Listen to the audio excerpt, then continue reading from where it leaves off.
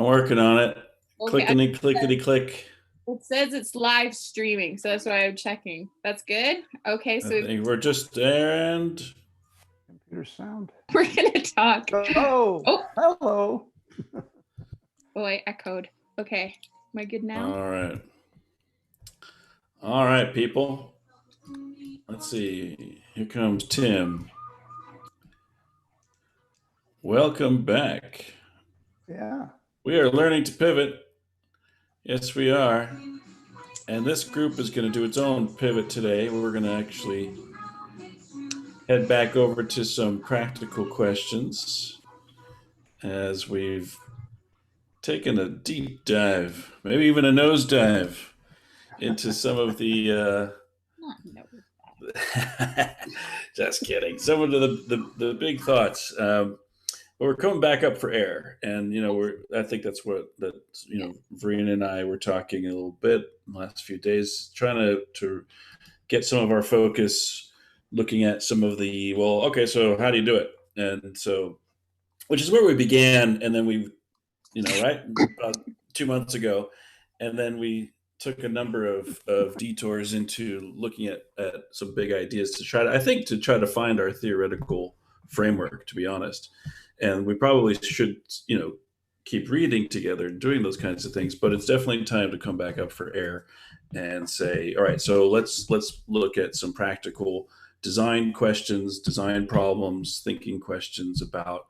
Right, so obviously people are giving a million tips, which I don't think we really want to do, but maybe we could at least demonstrate, just by virtue of doing it, like what does it even look like to get in a room and brainstorm and design. So that's my open. Verena, why don't you take over? Well, I was thinking about how we could do this. We have a good group. This is a good number because this is going to be good. So the first thing I was thinking is someone, or does someone in the group have a problem that they are dealing with right now in terms of pivoting to September, we're going to say, not pivoting to next week, not pivoting to tomorrow, but pivoting to September. And do they want to share it?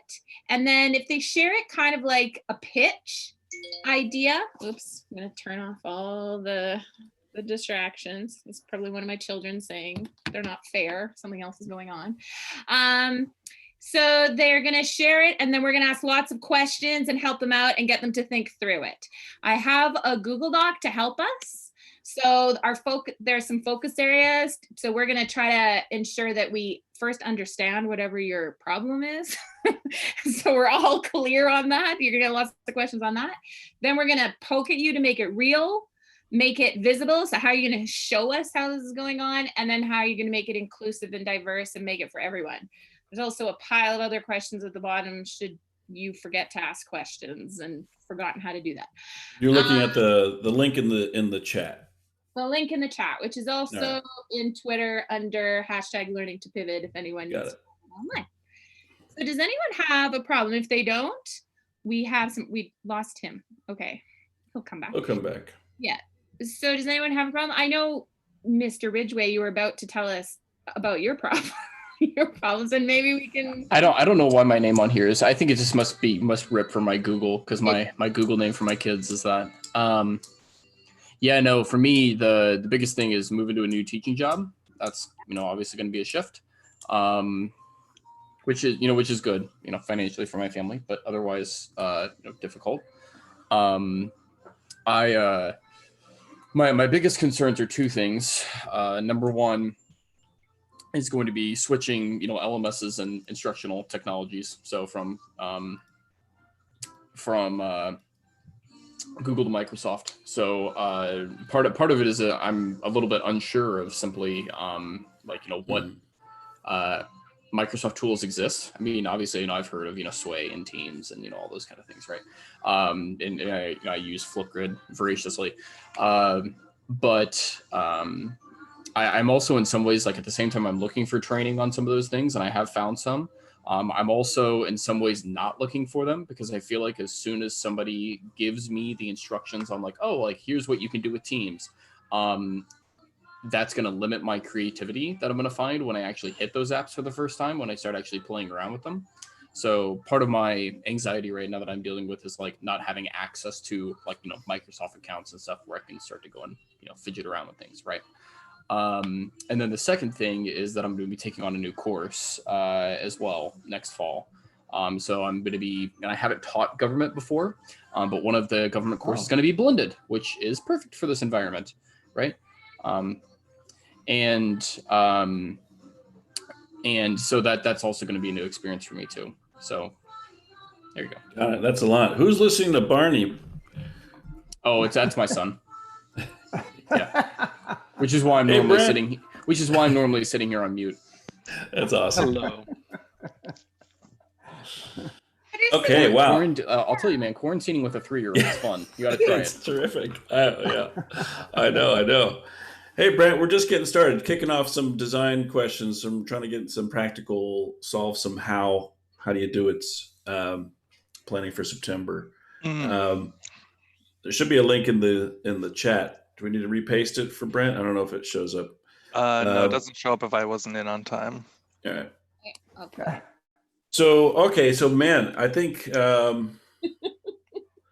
got a lot of questions there. Those are good ones. I think I actually agree with you. Your instinct, I would support your instinct to not watch all those tutorials because it'll just kind of kill your soul. And then you're just like, yes, I know that I need to click in 10,000 different new places I've never seen before. And that's pretty much a lot of what you're going to get. And then I do worry actually about the creative uses of it too. Like if you haven't actually tried to do something on your own with a new piece of software, then that also can be limiting. It's almost like, having a teacher just be like really pedantic and say, here's what you do to make the coolest video game ever. And then that's the only video game you ever make with that. Yeah, it's kind of it's the paradigm of like he who asked the question has already defined the answer. Right. So, right. Yeah. Interesting problems. Do you have like a blog where you would show how you're learning and how you're thinking through some of these strategies? Yeah, I know you do, but like, would you put this information on it? Yeah, I already have. I've already put up the first one. I call it Making the Switch. Let me find it real fast here. Okay, well, that's the most incredible thing that you could do because the number one thing is you're helping others and you're reflecting through. Yep, and that's exactly what I've tried to been thinking about is I know that somebody else out there is going to go through this one time, and although I don't want to exactly define the answer for them, no. First of all, just making a career switch mid-profession is awkward, and then switching instructional technologies is a whole nother thing too. So I've tried to the first problem that I've dealt with, and this was a pain in the butt, was trying to okay, so when you leave a school, something you have to think about is you lose access to that archive of data that you've made, right? Because it's stored on your school's particular servers. And so there's a legal argument there that they could own that data. And so what I had to do is I'm like, okay, well, if I share it with another Google account, will that, will that actually still transfer? Well, now Google's put in these shortcuts where it just makes a shortcut to the folder. It doesn't necessarily drop it into your own Google Drive anymore. Even if I shared it with, and I did try this, I shared it with my own other professional Google account that I have. Not sure if it actually is going to fix the problem, right? So then I was like, okay, crap. So I'm like, okay, there's got to be another option. So then I discovered this thing called Google Takeout, which is not food related. And that is where you can go in and you can archive all of your data. However, it only gives it to you in 2 GB increments. So you have to go in there and be very, very selective. And Brian's nodding his head because I'm sure you've had to do this before. And you can set the parameters that you want it to be downloaded in. However, now I'm gonna have to go back into those folders on my Surface that I'm here on, and I'll have to reorganize all those things. So, and that doesn't even get to the whole part where all my slides that I've ever made, which are took me forever. I'm gonna have that. I don't know if that's exactly going to convert correctly to PowerPoint, right? So, yeah, it's a lovely. I'm sorry, that's not a fun one. Yeah, it's okay. It's You know worth what? it's But worth the $12,000 of switching. you know, So, I've discovered all those moments where I have either, switched from one course to another and left it behind, and or from going from one school to another, and that concern is real. Like, for teachers who do this forever, you just like, wait a minute, I've got my file cabinet, right? And the moment typically shows up at some point, and I'm like, oh, I didn't really need all of that, did I? It's just, you're not there yet. It'll show up. It's, you can rely on that moment happening where you're good at what you do, and you're responsive to the kids you're serving, and you have to write something new anyway, because you have a new understanding and they're different people, and the whole thing and the world is in a different place. So it's a struggle, though. It's a very real struggle. yeah, the hardest thing for me right now, this is a completely separate problem, but so kind of related, is our school has asked us in 48 hours we have to contact every student who has a missing assignment in our classes, and I am having to sit there and I'm just like, I'm taking this time right now and just grinding on. I've got these like huge spreadsheets of like who I've left voicemails for and who I haven't yet, and I don't mind doing it. It's just like trying to do it that fast, or should I rather say this late in the game, is not exactly, apropos considering where semester ends on Friday. So, yeah, but I thought I'd present the Google switching issue as mine, and then the switching careers, just because those are the biggies. Right. The Google switching, I tend to make my stuff in my own personal drive now, and then I share it with my school account. That's a good idea. I've switched districts and switched schools and but the other thing you brought up was the Microsoft Google switch. That does not work as well. And Teams has really taken off in K-12. I was absolutely floored with how Teams has taken off in multiple ways. And that really made me think, Brian, at the beginning, because I did not know I came from a traditional online learning instructional design background. And so I was like, why would you go to Teams, which is based on content management, kind of like Google Classrooms, right? But it's not engaging and interactive and encouraging you to think outside the box. And and Microsoft was really limiting how you could share outside. And it's still limited, but there are options now depending on how the administrators decide to put in. So that was kind of I'm wondering about all the teachers who now think that Microsoft Teams or Google Classrooms is online learning, and how that's going to affect the way we're doing things in the fall. There you go. Ihor, I saw you react to that. Yeah. Well, Reactions Teams is a platform, so you can do whatever you want, literally. And so that's great on the one hand, but difficult for somebody who's, new to it, I'm sure, to figure it out. Because I was just looking at Brent. Is it Brent? Yeah, Brian. Yeah, I don't have your video up right now, but you mentioned, I saw your website that you put up, and I'm just impressed with all the work that you've done already. And I can't imagine, no, I can imagine it because I did it when I was your age, but switching from one school to another and switching from platforms. In my early days, the platforms were fairly straightforward. So today, it's amazing what you guys do. And I take my hat off to you if I had a hat on. Anyway, You're always wearing a hat. Always some hat. No, I'm retired, so my hats are off, for at least now. So I can do stuff I really want to do. That's cool. Hey, Brent, what's on your mind? Well, I mean, in terms of the conversation if we're talking about switching and dealing with all these things, I recently got our school to within the last year, I got our school to become a Google district, which is nice. And then I had to deal with shifting all of our materials, or all of my private materials, to the school account so that I could Right. share with other teachers, and and it was not easy. It was crazy how hard Google makes it to say like, oh, you can't just link accounts, which is shocking to me. It's like, why? And so basically I ended up kind of just doing it one folder and one assignment at a time as I was going through the semester, and then fall semester and then spring semester. And then it's like, oh, wait a second, what was that one thing? And so I am lucky to be in a position that, I mean, anything not for with nothing unforeseen happening, this will be my retirement job. So so I don't plan on going anywhere, and they can't kick me out anymore because they offered me that golden ticket, and so I'm there, which is nice, but then of course who knows what's going to happen with the district eventually.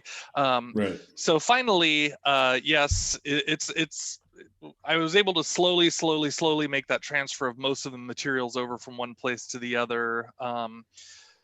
But I am interested in the teams conversation, because now our district versus our school versus whatever. So we're having like, okay, the district still is kind of pushing Microsoft stuff, even though the school and my instructional technologist and like my whole department is like, okay, we're Google, right?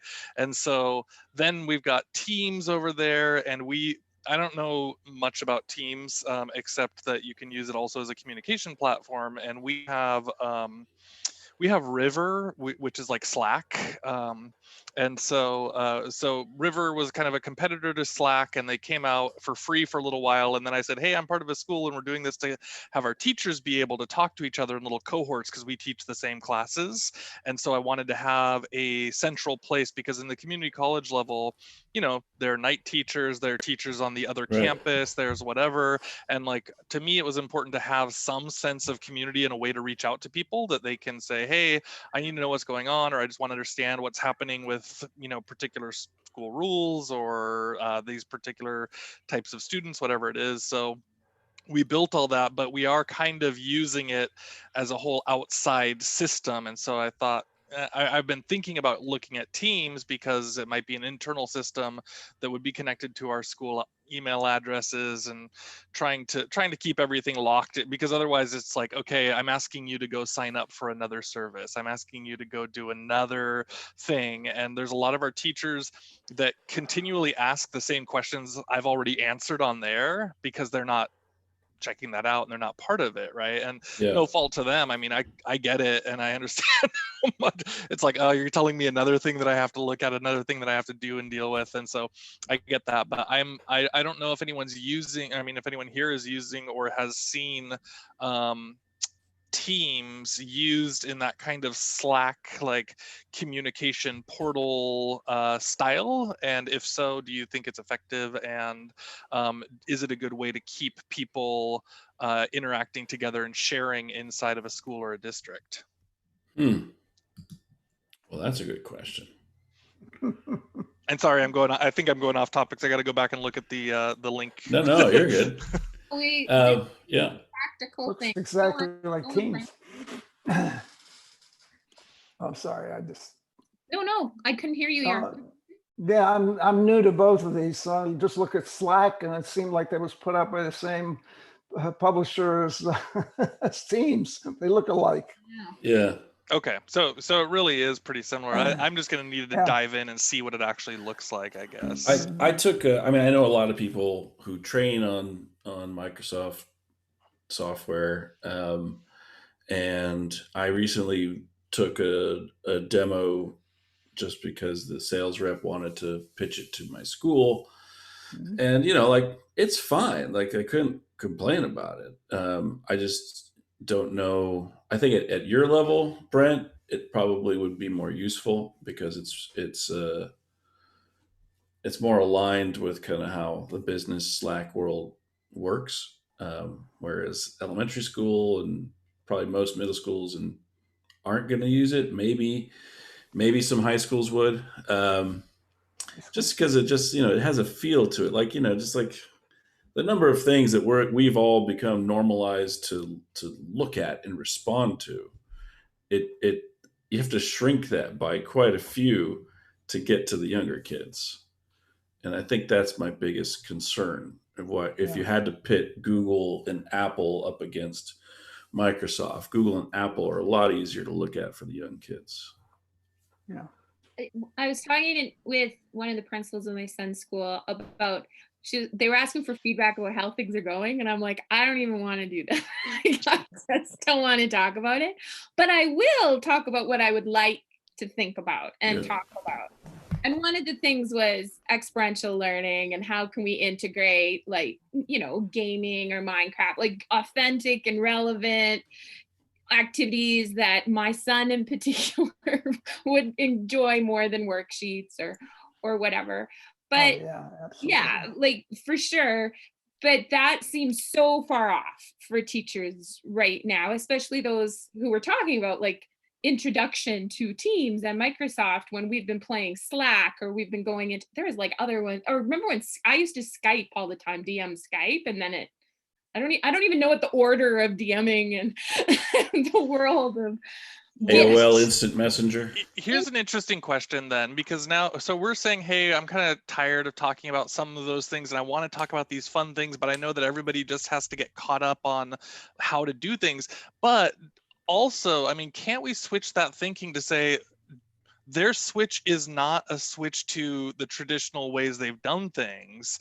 Their Right. switch, how do we get the mindset so it's like we're going to come at it, and so the way you're stepping in is actually an introduction to better practices, rather than, okay, we're going to step you in from the things you already know, worksheets, blah blah blah, and then boring same things digitally, and then slowly after you get used to it and comfortable with it, then we're going to make it that, like, eventually it'll be a good experience for your students somewhere down the line, right? Yeah. That seems right. like I wonder, and I get, of course, the attempt to we need to get people savvy and understanding these things, but also, like, how can we just skip over that whole thing and go like right to the good stuff where we can actually help students immediately, and we can help them do more fun stuff, more engaging stuff, and more applicable stuff right away, rather than like, okay, let's first figure out these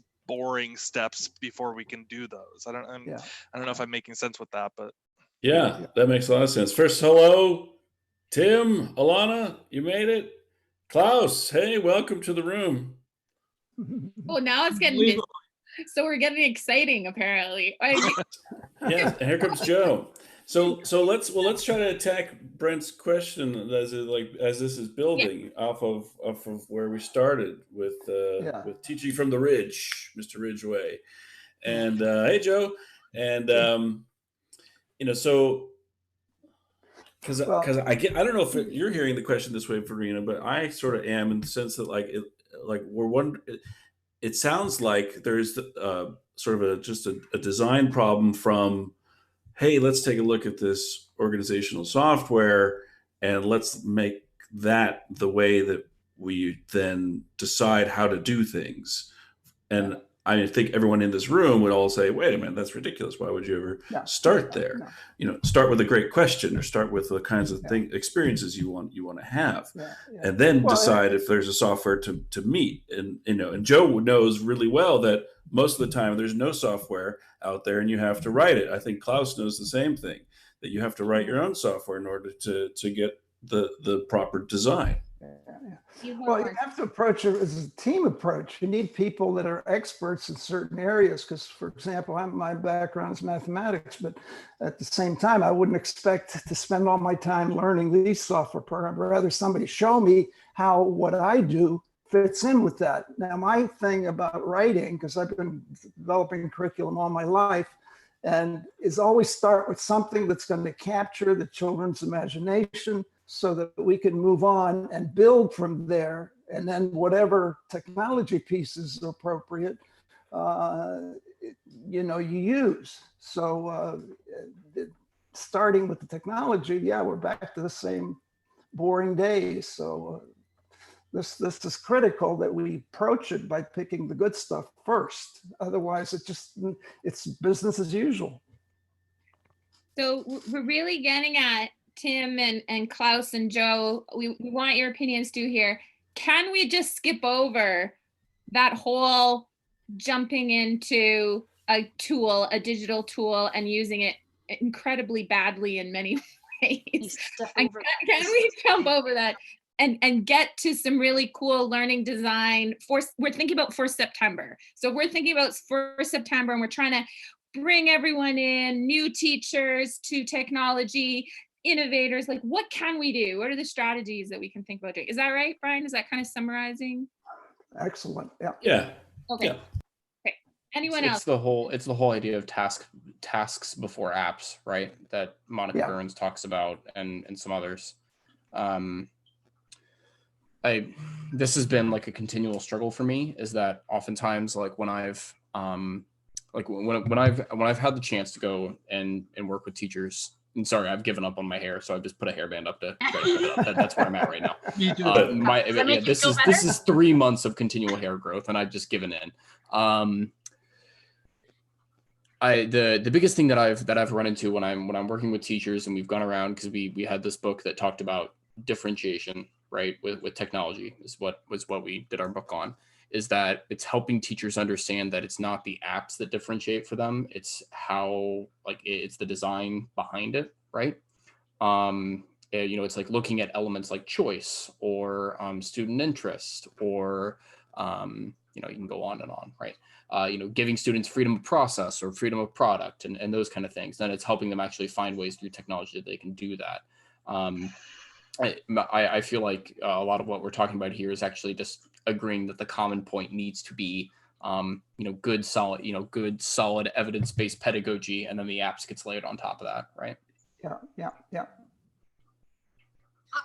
I teach a lot of creative subjects, and the thing that I'm having trouble with in the pivot that we've talked about before is the relationship building, because if I can't develop an online space that feels as safe as a conversation in our classroom, then they don't have the trust to take creative risks together.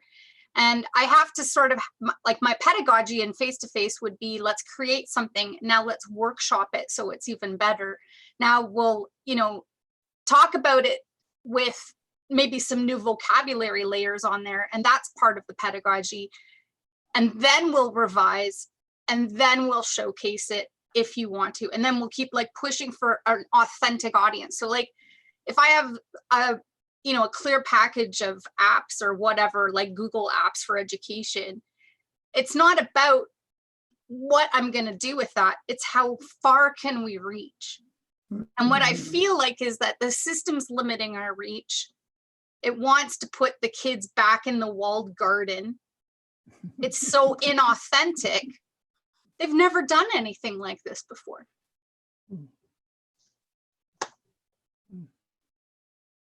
I'm I laughing. like the walled garden.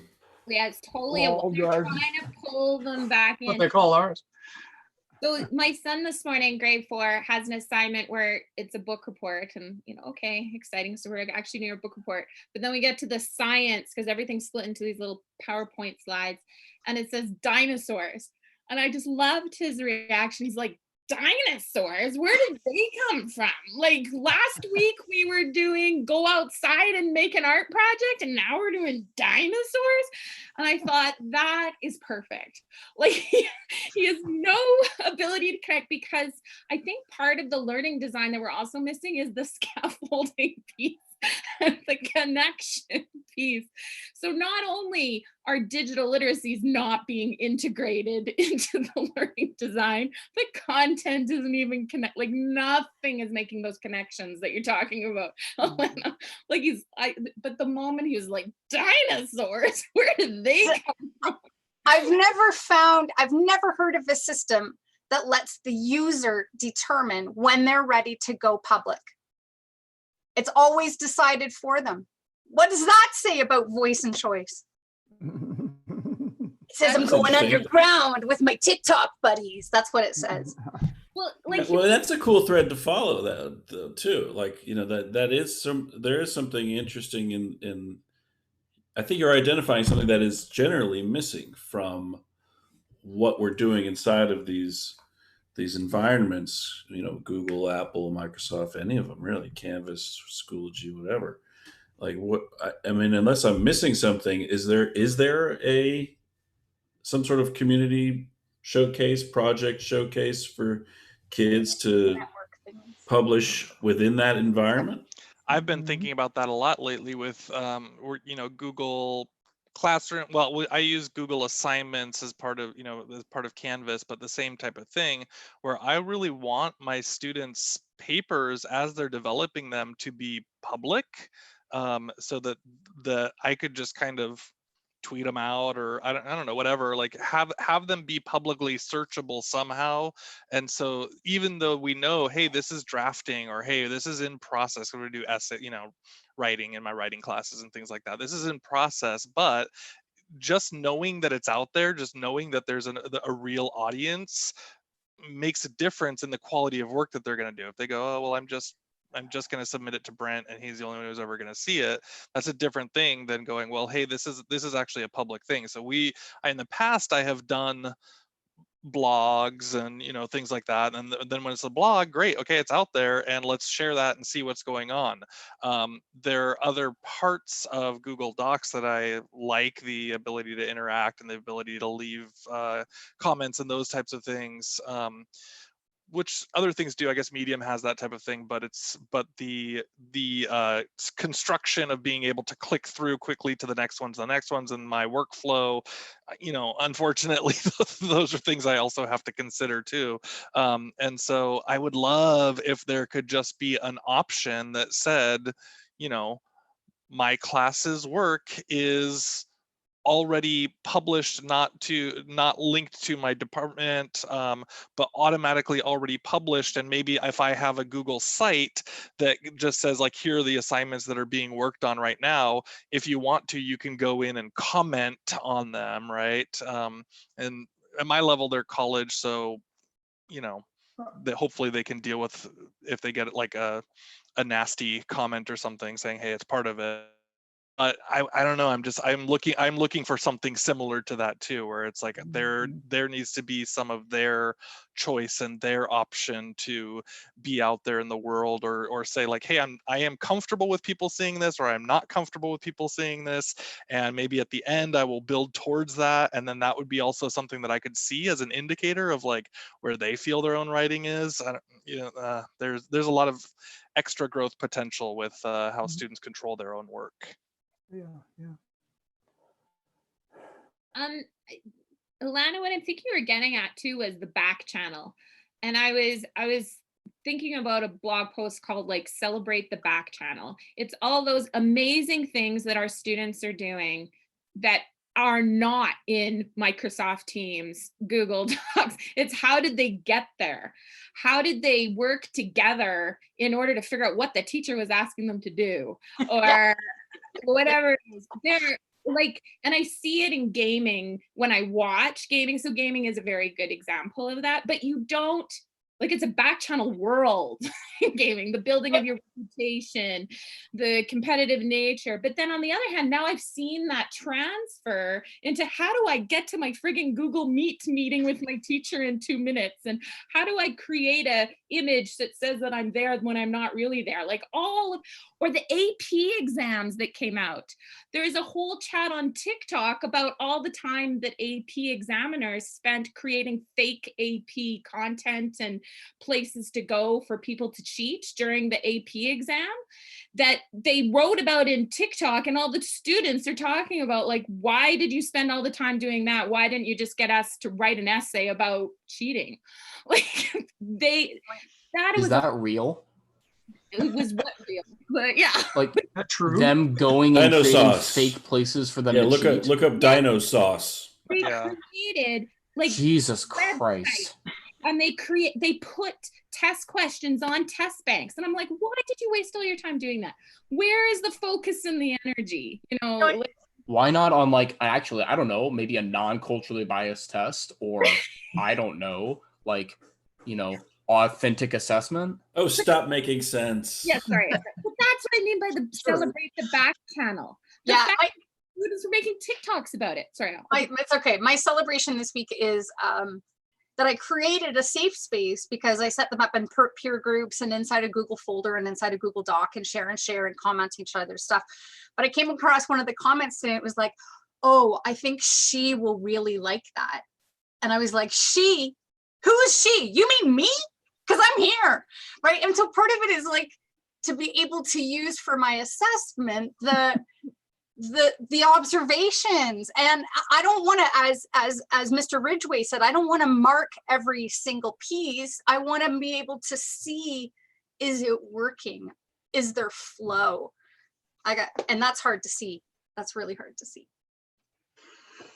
So I'm sorry I got here late. I had to do some work and things. I've tried to gather what the conversation is about. I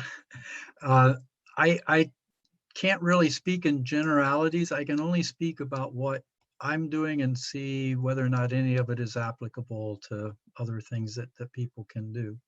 Of course, we're using Zoom.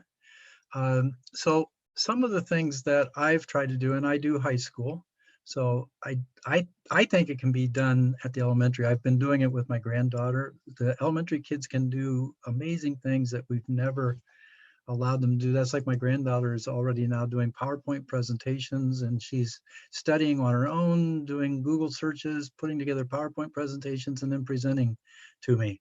And then we have this family discussions on her PowerPoint presentation and stuff. But back to my school experience. So I try to, when you talk about authentic assessment, I try to have kids do things that have meaning. So for example, the assessment, we're doing a job performance assessment, and they're doing it as a curricular vitae, a CV. And so basically what they are doing is they're documenting the various things they've done, the publications that they've made or the presentations that they've done. And we have 12 standards. And it's kind of interesting. I don't think I've told this story before, but the standards were done by the kids. And the standards are based on how are you making the class better? And so there's content, but also this component about by doing this, how are you making it better for the other people in the class? How are they learning from what you're learning and so forth? And then when we talk about the standards are more than, if you look at traditional school standards, the teacher is saying that you've met or not met the standard. The standards are usually based on some kind of exam or external kind of thing. I have to give you my Jerry Jacks story. This was in college. I was a physics major. We were doing modern physics. I was studying with Jerry Jacks. He was getting A's. I was getting B pluses, and I thought, this sucks because I'm smarter than Jerry Jacks. And so anyway, we're studying together one time, and he said, Joe, I don't understand this, do you? And my pat answer always was, yeah, sure I do. And this literally changed my life. He said, show me. And I went up to the board, I started working on it, I couldn't do it. And that is literally the first time in my life I realized that I was taking a test to demonstrate what I knew, not to find out what I knew.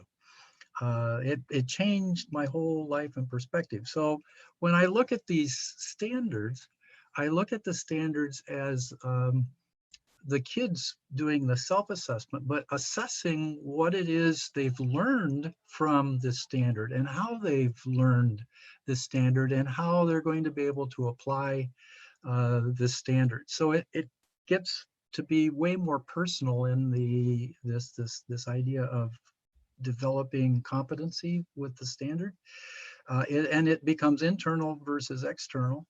And then basically what happens is that they submit these vitaes, and then we review these vitaes together and talk about how they can be improved and so forth. And then some people have talked about Google Docs. We have them up on a folder, and kids can look at other people's vitaes. And the idea is to learn I call it in Playmaker School, we had a thing that we called taxonomy. And it was basically making observations and then synthesizing from those observations what worked, what didn't work, and so forth. And so it was a type of learning. And so I suggest to them that they look at each other's vitaes and determine what's good and what's not so good. And that together as a team, we will make all of these vitaes better. And so that's a mindset. And somebody had mentioned about whether or not you let kids see other things and if they feel confident or whatever. It's a mindset that has to be developed. I think it's essential for lifelong learners that you're open to having other people look at what you're doing, and that everybody is working together to improve the quality of the whole. And so those are some of the things that I'm working on and working at. And as far as apps, the only apps that I've seen that have real value are the more open-ended apps. We did one, there used to be a physics app that came out of someplace in New York. I saw you can get it online now, but it basically posed a problem. Here's a ball and I need to get that ball to here. And there are different things. And so then it was completely open for what you did and how you did it. And then you would discuss with each other how you did it and those kinds of things. So my fear with the dinosaur thing is that it becomes a nomenclature where this is such and such a dinosaur and this is such and such a dinosaur, and it doesn't get into anything that's developmental. And so that's my rambling for this week. Those are good thoughts. I want to build on what you're saying, Joe, and I'm going to try to purposely link back to where Verena kicked us off today into trying to solve this design issue. And I'm looking at your Google Doc, and maybe we should repaste it into the chat again.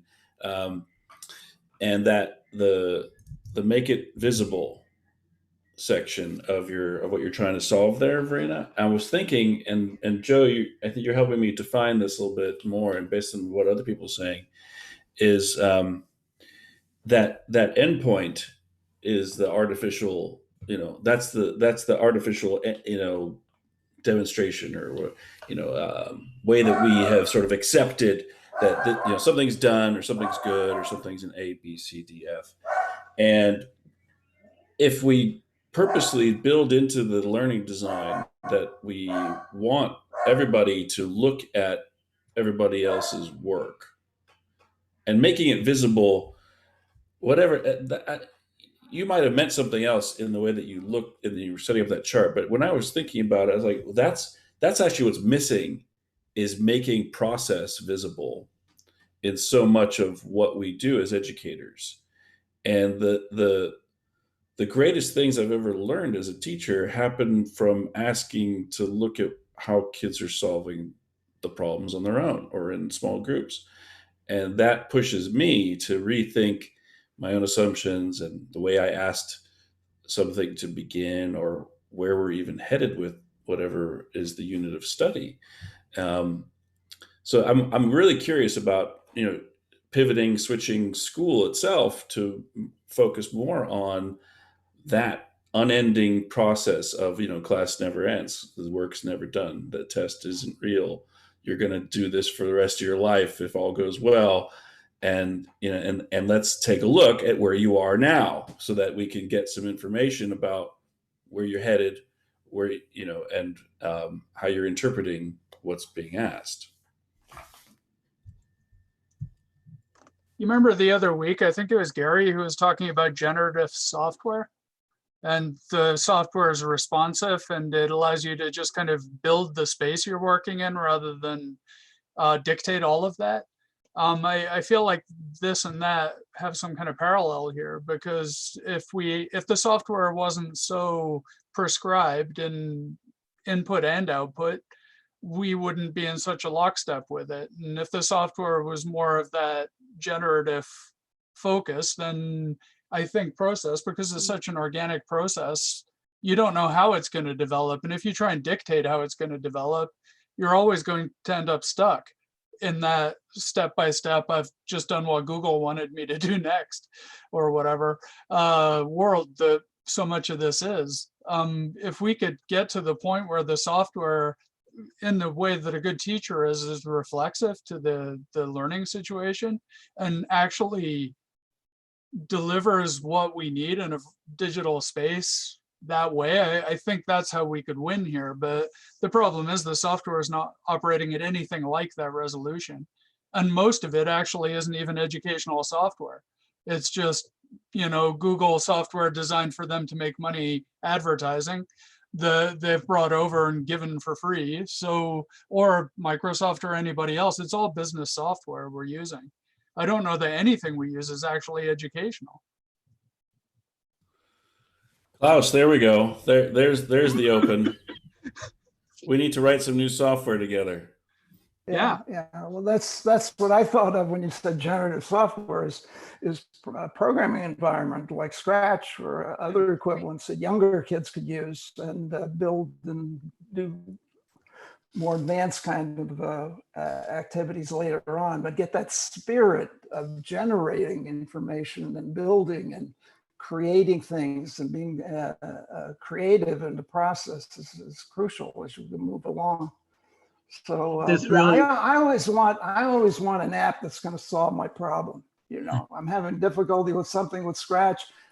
Why didn't somebody write an app? You know, and of course I'll never find it because I got to create my own. And I look at my own inadequacies. You know, I used to program a lot in my younger days, and now I'm kind of stumbling along trying to relearn stuff that I learned once before. So that's you know, age issue, but I can see kids struggling with that who don't take to programming and want, like I remember in my private school teaching days, kids demanded that I not be creative. They wanted math the way it's supposed to be taught. You know, I had kids like that all the time in private schools, but you know, you just have to play, you know, take the punches and move on, you know, stick to your guns.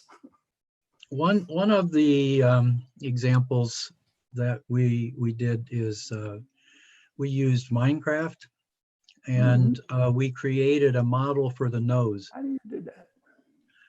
And so basically, and this got in, and this was for science, but it got into modeling, and it got into they had to know the content.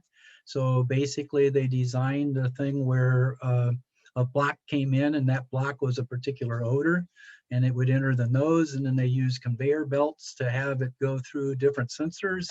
And these different sensors that were different nerves that were in the nose would determine which conveyor it went to, and then it ended up in the brain. The brain was, I guess the best thing was kind of like a register that had, I think, 8 blocks, and depending on which block this ended up in, that was what you smelled. And so once they built the model, there was a lot of understanding about how the nose worked, but then it became a game that, you know, kids could put different things in and try to confuse it and all kinds of, but that's what I mean by the open software. And oftentimes we look at the apps or whatever as being specific. The most dynamic form of an app is what you can make something do. We did another one that we did that was kind of interesting is we put a screen between people, and we gave them, the one side had a picture, and then they had to describe that picture to the other team without telling them what it was. And within 10 or 15 minutes, and this was for 6th graders, they had developed a coordinate system, which was pretty cool. You know, we happened to put the picture on a graph paper, and so we kind of seeded the waters per se. And so they then basically came up with, you know, go over 3 and up 1, put a dot there, go over such and such and whatever. And so then after they had done that, then we talked about what they had created and how that might be useful in other contexts and such. But, you know, these are open-ended activities and apps and things that allow the creative mind to generate ideas and ways of using them. That's why I always am, I don't know how to teach teachers to do that. I don't know how to set that up. So that's why I'm going to sit back in my chair and listen while you guys explain how that gets done.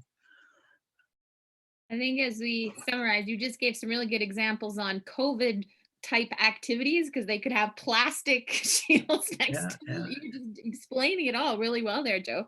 But I think the key for teachers to think about what we're talking about is they have to experience it. And they have been bombarded and pushed into spaces that they didn't want to go into in many cases. And I agree with you, Tim, in software that is guiding them to do things a certain way. So they don't have the time, they're given instructions, they're given barriers. And the only way that we're going to really get them to probably have the opportunity to shift or pivot, Brian, is time and space to play, like you're talking about. Like I was laughing, Eeyore's bringing us right back to logo when he's talking. Like it's like I tried to pull us off logo, but Keep pulling me back. I know, and we haven't mentioned Seymour Papert yet because we're thinking Oh, about you didn't. Oh, it wasn't me.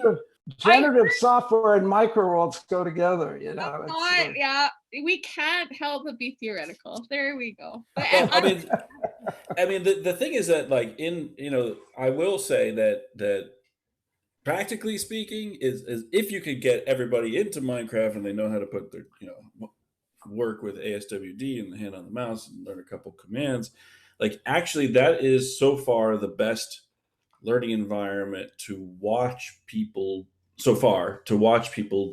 do things together live.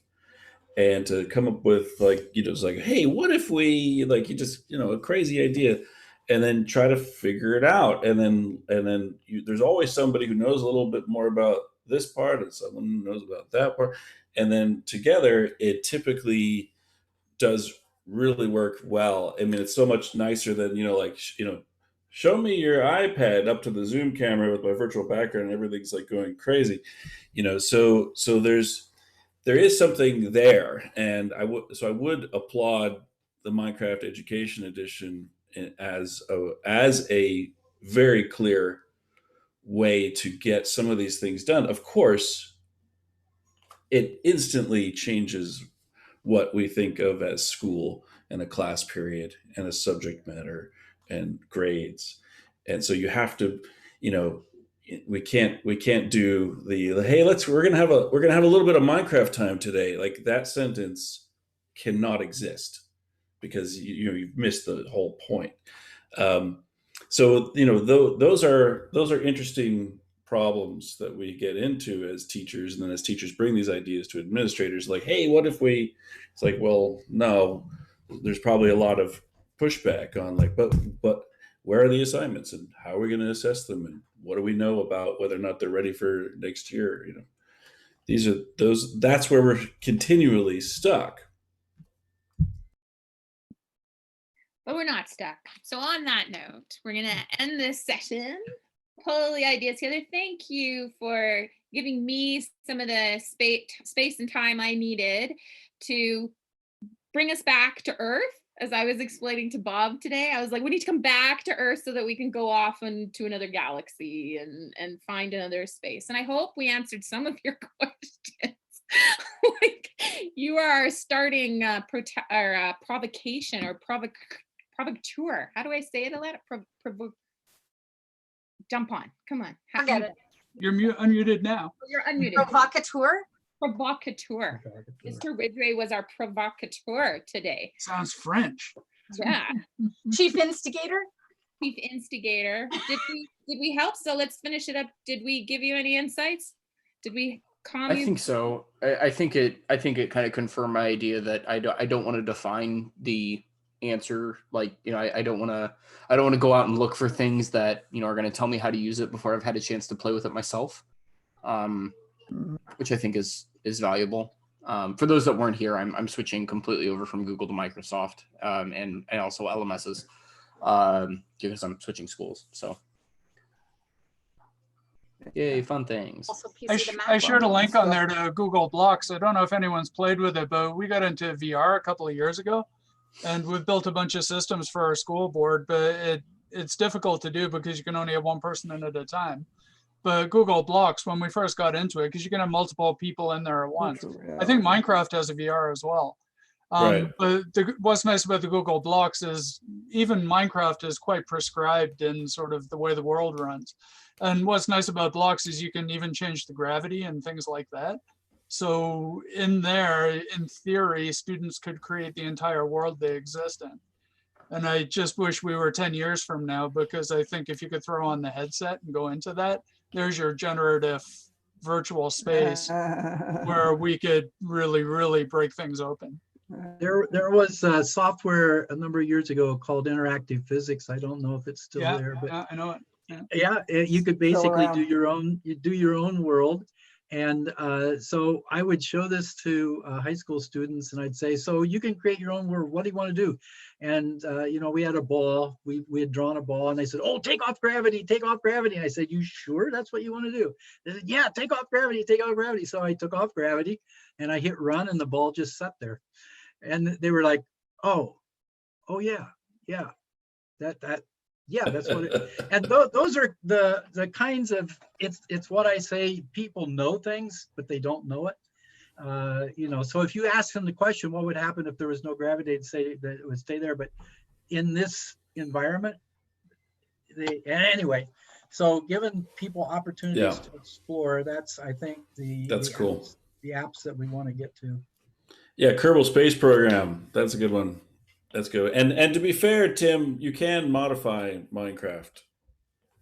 So it is open in that sense. So, all right, unless Klaus wants to say something, we're going to end for today. Klaus, you can at least say hello. Next time. I'm just taking it all in. Ooh, that's that means he's coming back, folks. All right, cool. We'll take it. All right. Good talk. Okay, good well talk. then we are sailing the internet, and we'll see you in a week, right? Okay. All right. Thank you. Good work, everybody. Thank you. Bye. Okay. Thank you.